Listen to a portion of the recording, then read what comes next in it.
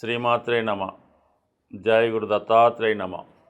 ఈ వీడియోలో మనం ధనుసు రాశి వారికి జనవరి 4 నుంచి 10వ తారీఖు మధ్యలో జరగబోయే వార ఫలాలు పరిశీలించినప్పుడు సప్తమ స్థానంలో ఏర్పడినటువంటి గజకేసరి యోగ ప్రభావంతో ఈ వారంలో భార్య సమేతంగా ఏదైనా ఒక విహార యాత్ర కానీ ఒక పుణ్యక్షేత్రాన్ని కానీ దర్శించడం జరుగుతూ ఉంటుంది. అలాగే వ్యాపార ఒప్పందాల్లో కొన్ని కీలకమైనటువంటి మార్పులు తీసుకురావడం జరుగుతూ ఉంటుంది. ఇంతకాలంగా ఏదైతే మీరు చేద్దాం అనుకుంటున్నారో ఒక వ్యవస్థని స్థాపించడం కానీ ఒక కార్యక్రమాన్ని చేపట్టడం కానీ అనుకున్న విషయాన్ని పక్కన పెట్టి మళ్ళా ఒక కొత్త ప్లాన్కి ఒక కొత్త వ్యవహారానికి తెరతీసే అవకాశం ఉన్నది. బట్ ఏదైనా ఈ సమయంలో చాలా విపరీతమైనటువంటి బాధ్యతలు మీ మీద పడడం జరుగుతూ ఉంది. రాశి అందే ఉన్నటువంటి 4 గ్రహాలు అందులో ఏర్పడినటువంటి భాగ్య రాజ్యాధిపతి యోగం అంటే బుధుడు రవి కలిసి రాశి అందు ఉండడం వల్ల ఏదో ఒక ధర్మ కార్యక్రమం పుణ్య కార్యక్రమం చేపట్టాలని మీ ఆలోచన ఈ సమయంలో ఒక కార్యరూపం దాల్చడం జరుగుతూ ఉంటుంది. అయితే శుక్రుడు రాశి అందు ఉన్నప్పటికీ కూడా ఆర్థిక పరంగా మీకు కొంత స్ట్రగుల్ అన్నది ఏర్పడడం జరుగుతూ ఉంటుంది. అంటే ఓవర్ బర్డెన్ వల్ల అయితేనే ఫైనాన్షియల్ స్ట్రెస్ వల్ల అయితేనే రావాల్సినటువంటి ఆర్థిక సహకారం సకాలంలో రాకపోవడం వల్ల చాలా ప్రయత్నాలు కార్యరూపం దాల్చకుండా ఆదిలోనే ఆగిపోయే అవకాశం ఉంటుంది. అలాగే ఈ సమయంలో కొంత దగ్గర బంధువులతో ఎస్పెషల్లీ స్త్రీలతో విరోధాలు లాంటివి రావడం కానీ వాళ్ళు మీకు సహకరించకపోవడం కానీ జరిగే అవకాశం ఉంది. అంటే కొంతకాలంగా మీకు చేదోడు వాదోడుగా ఉంటూ అన్ని విషయాల్లో సహకరిస్తున్నటువంటి వాళ్ళు ఈ సమయంలో ఏదో విధంగా మీకు ఇబ్బంది పెట్టడం కానీ మీ నుంచి తప్పుకోవడం కానీ జరిగే అవకాశం అయితే ఉన్నది. అంటే మీరు ఒకరి కోసం ప్రయత్నం చేస్తుంటే వారు వేరే విధంగా అర్థం చేసుకొని మొత్తం అంతా కూడా కొన్ని అపవాదులు కొన్ని నిందలు ఈ సమయంలో మీ మీద రావడం జరుగుతూ ఉంటుంది. బట్ ఏదైనా వ్యక్తిగతంగా ఈ రాశిలో స్త్రీలై ఉంటే వారి యొక్క వ్యక్తిగత ఆరోగ్యం ఇబ్బంది పడడం కానీ మీరు మగవారై ఉంటే మీ భార్య యొక్క ఆరోగ్యం వల్ల కానీ కొన్ని సమస్యలు కొన్ని పనులు వాయిదా వేసుకోవడం జరుగుతూ ఉంటుంది. సో అలాగే కుజుడు రాశి యందు సంచరించడం వలన తీవ్రమైనటువంటి ఒత్తిడికి ఆవేశానికి లోనవుతూ ఉంటారు. అనుకోకుండా కొంత ఎమోషన్కి కోపానికి కూడా గురవుతూ ఉంటారు. అయినప్పుడు కూడా మీలో ఉన్నటువంటి నాయకత్వ లక్షణాలతో కార్యదీక్షతో ఏదో ఒక కార్యక్రమాన్ని చేపట్టి విజయం సాధిస్తారు. ఇది ఉద్యోగస్తులకైతే తప్పకుండా మీ ఉద్యోగంలో అభివృద్ధి రావడం జరుగుతుంటుంది. మీ బాధ్యతతో పాటుగా ఇతరుల బాధ్యతలు కూడా చేపట్టడం వల్ల దాన్ని కూడా సకాలంలో పూర్తి చేయడం జరుగుతూ ఉంటుంది. బట్ ఏదైనా ఏ పనిలో అయినా ఏ విషయంలో అయినా పూర్తిగా బిజీగానే ఉంటారు. కానీ ఆర్థిక పరంగా చూసుకున్నప్పుడు మీ కష్టానికి తగిన ఫలితం మాత్రం ఈ వారంలో మీరు పొందలేకపోతూ ఉంటారు. దానికి అదనంగా ఈ వారంలో 1-7 మధ్య అంటే లగ్న సప్తమాధిపతుల మధ్య ఏర్పడిన పరివర్తన కొంతవరకు మీ జీవితంలో కొంత కొత్త వ్యక్తులు పరిచయం అయ్యే అవకాశం ఉంది. కానీ కొన్ని కొత్త పరిచయాలు మీకు ఏర్పడే అవకాశం ఉన్నది. అంటే టెంపరీగా గురువు రాశిలో ఉన్నటువంటి ఫలితాన్ని ఇవ్వడం జరుగుతూ ఉంటుంది. అలాగే రాశిలో ఉన్నటువంటి బుధుడు సప్తంలో స్వక్షేత్రంలో ఉండే ప్రయత్నం రావడం జరుగుతూ ఉంటుంది. ఈ 2 కారణాల వల్ల మీలో ఉన్నటువంటి ఇమేజ్ ఒక్కసారి పెరగడం వల్ల కొంతమంది మీతో కలిసి ప్రయాణించాలని కానీ మీతో స్నేహం చేయాలని కానీ మీతో పరిచయం పెంచుకోవాలని కానీ కొంతమంది వ్యక్తులు మీ జీవితంలో ప్రవేశించే అవకాశం ఉంది.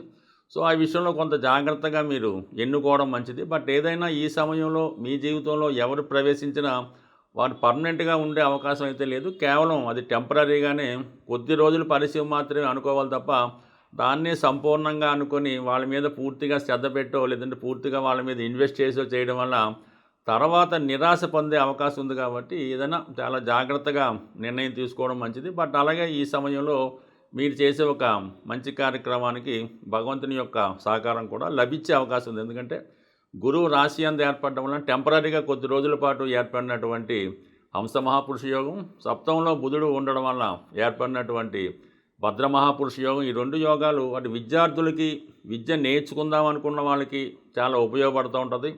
ఎవరైతే గతంలో చిన్న చిన్న పొరపాట్లు చేశారో ఏదో కొత్త విషయాల్ని పొరపాటుని వేరే విధంగా నిర్ణయాలు తీసుకున్నారో వాళ్ళు ఆ తప్పుల్ని ఆ మిస్టేక్స్ని సరి చేసుకొని మళ్ళీ మీ యొక్క జీవితంలో ముఖ్యమైనటువంటి విషయాలు అటు వివాహం అవ్వచ్చు అటు ఉద్యోగం అవ్వచ్చు అటు వ్యాపారం అవ్వచ్చు అది సక్రమ మార్గంలో పడడం వల్ల కొన్ని కీలకమైనటువంటి మార్పులు కొన్ని కఠిన నిర్ణయాలు ఈ సమయంలో మీరు తీసుకోవడం జరుగుతూ ఉంటుంది. బట్ ఏదైనా ప్రతి విషయంలో కూడా ఒక మొగమాటం, ఎవరిని కాదనలేకపోవడం, ఈ హ్యుమానిటీ మిమ్మల్ని చాలా విషయాల్లో కట్టడి చేయడం వల్ల ముందుకు వెళ్ళలేకపోతూ ఉంటారు. బట్ ఏదైనా ఈ రాశివారు ఈ వారంలో అనుకూలమైన ఫలితాల కోసం ప్రతిరోజు కంప్లీట్గా సూర్య నమస్కారం చేసుకోవడం, అలాగే ఆదిత్య ఉదయ పారాయణం, ఏదైనా ఒక ఆదివారం రోజు గోధుమ రవ్వతో హల్వా కానీ ప్రసాదం కానీ తయారు చేసి అది భక్తులకో పిల్లలకో పంచిపెట్టడం వల్ల మీకు రవి యొక్క అనుగ్రహంతో ప్రతి సమస్య కూడా పరిష్కారం అవుతుంది.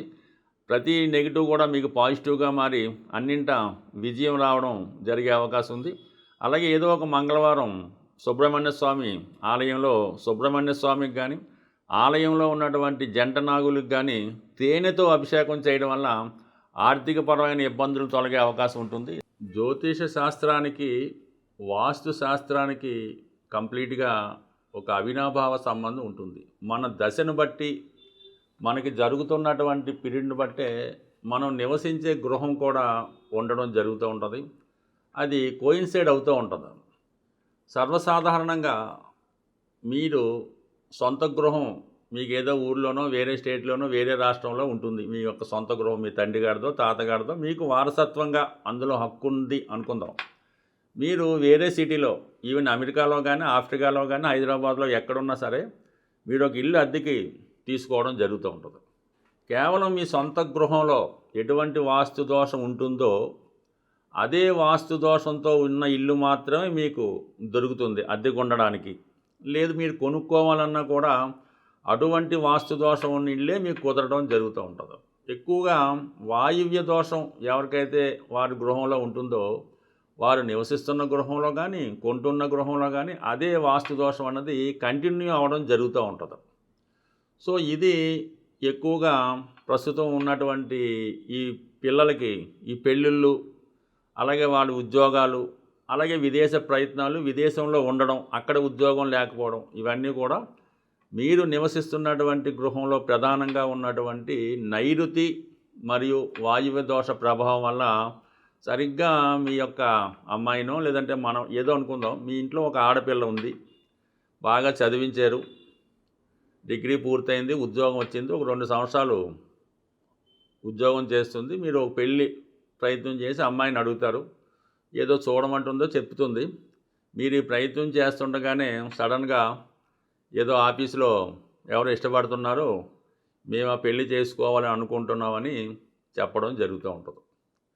ఇది ఎటూ తేల్చుకోలేక సందిగ్ధ పరిస్థితి, మీ మాట వింటున్నట్టే ఉంటుంది, మళ్ళీ ఈ విధంగా రావడం జరుగుతూ ఉంటుంది. పక్క నుంచి వాళ్ళ ప్రయత్నాలు వాళ్ళలో ఉంటారు, మీ ప్రయత్నాలు మీలో ఉంటారు. ఏ సమస్య కూడా తేలడం అయితే ఉండదు. దానివల్ల ఇల్లంతా కూడా సమస్యగా మారి మిగతా వాళ్ళ మీద కూడా దాని ప్రభావం చూపడం జరుగుతూ ఉంది. సో ఏదైనా మరి ఈ నైరుతి ప్రభావం వల్ల యజమాని అవ్వచ్చు, ఈ వాయువు ప్రభావం వల్ల ఈ అమ్మాయి కావచ్చు అబ్బాయి కావచ్చు, ఎక్కువగా ఇప్పుడు జరుగుతున్నటువంటి పద్ధతి ప్రకారం కంప్లీట్గా ఇటువంటి ప్రభావం వచ్చింది అంటే మీ పిల్లలు ఎవరో ఒకరు ఈ విధంగా చెప్పినప్పుడు అది మీకు సమ్మతమా, అది ఓకే అసలు సంగతి. లేని పక్షంలో సాధారణంగా వాళ్ళకి రాహు కేతువు ఇలాంటి దశ అంతర్దశలు నడుస్తూ ఉంటాయి. ఆ దశ పక్కన పెట్టి ప్రస్తుతం మీరు నివసిస్తున్నటువంటి గృహం మీద దృష్టి పెట్టి ఈ 2 సమస్యల్ని కంప్లీట్గా ఉంటాయి. ఇంకా లవ్ అఫేర్ మీ కుటుంబంలో ప్రస్తావన వచ్చింది అంటే అక్కడ వాయువు దోషం ఉన్నట్టే, ఇంక తిరిగే లేదు. ఇంకా కొద్దిగా అనెతికల్ ఉన్నది, అనాచారం ఉన్నది, ఏరియా క్యాస్ట్ ఏదో అనుకుందాం, అక్కడ నైరుతి ప్రాబ్లం ఉన్నది. ఈ 2 సరి చేసుకుంటే టెంపరీగా కొన్నాళ్ళు ఆ గృహాన్ని ఏదో విధంగా మార్చేసి వేరే గృహంలో నివాసం ఉండడం వల్ల కొద్దిగా ఒక 40-45 రోజులు కట్టడి చేస్తే ఆటోమేటిక్గా ఇలాంటి అఫైర్లు ఇలాంటి అనెతికల్ అఫైర్లు ఏమైనా ఉంటే అవి పోతే మళ్ళీ సాంప్రదాయంగా వివాహం జరిగే అవకాశం ఉంది. సో ఎన్నో సమస్యలకి ఈ వాస్తు కూడా ఒక దోషంగా ఇబ్బంది పెడుతుంది.